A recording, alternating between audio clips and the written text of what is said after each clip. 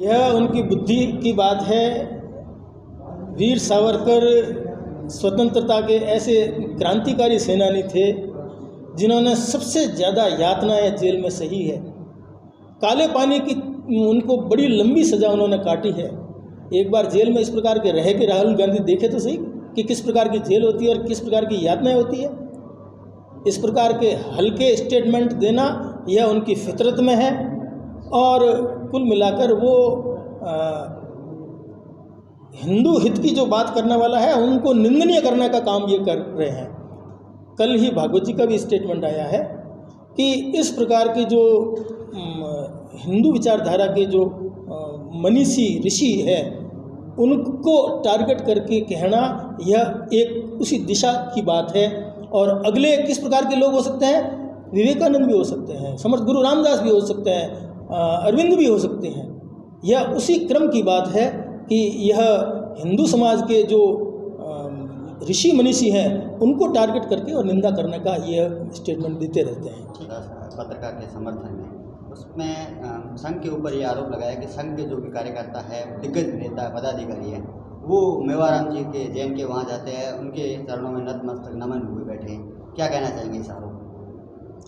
वे बंधु न तो संघ के पदाधिकारियों को जानते हैं, न उनको इस बात की कोई जानकारी है कि संघ के अधिकारी कार्यकर्ता कौन होते हैं।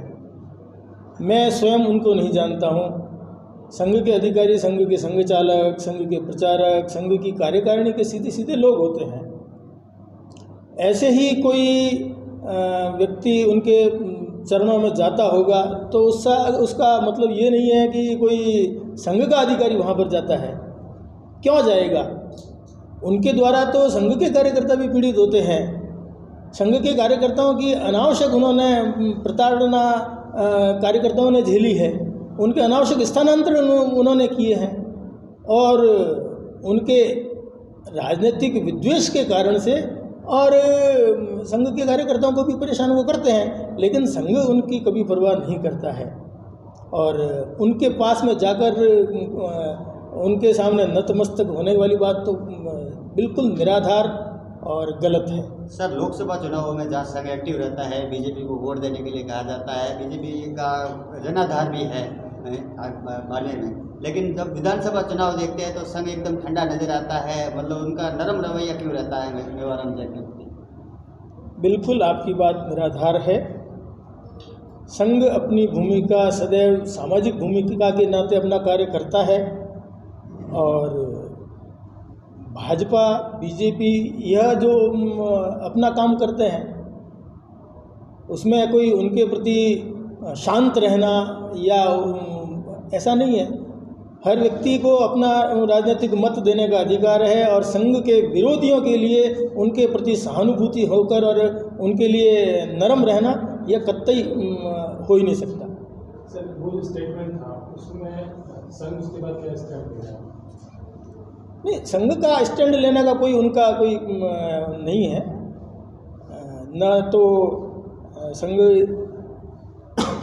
जो लोगों में भ्रांति है उसको दूर करने के लिए हम उसका अक्सर से खंडन करते हैं। बाकी लोग तो जानते ही है कि मेवाराम जी जैन जो विधायक है वो संघ के कितने पक्ष में हैं और कितने विरोध में हैं। मैं मेवाराम जी के यहाँ 2 साल पहले ज़रूर गया हूँ, उसके बीच बाद में मेरे साथ तो कभी जाना नहीं हुआ। और हम गए किस लिए थे? राम जन्मभूमि के चंदे के लिए गए थे। वो ऐसा कहते हैं कि राम जी तो सबके हैं, हमारे भी हैं, तो हमको टलाया लेकिन 1 पैसा भी उन्होंने नहीं दिया, तो हमारा उनके यहाँ जाने का क्या मतलब है?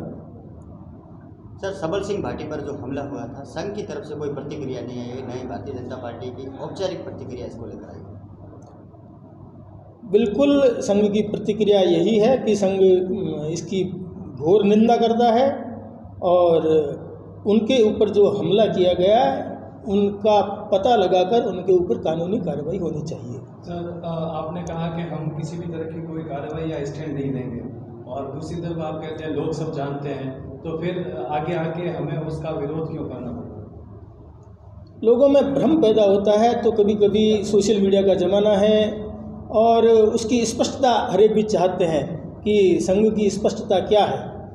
आवश्यक हुआ तो उसके ऊपर कार्रवाई भी करेंगे, लेकिन दो टूक स्पष्ट शब्दों में इस बात का खंडन संघ की ओर से मैं कह रहा हूँ। नहीं सर, केवल बाड़मेर में नहीं, राजस्थान भर में समय समय पर आरएसएस पर आरोप लगते रहे हैं, चाहे वो हिंदूवादी संगठन के तौर पे कहें या किसी अन्य मामलों में भी कहें।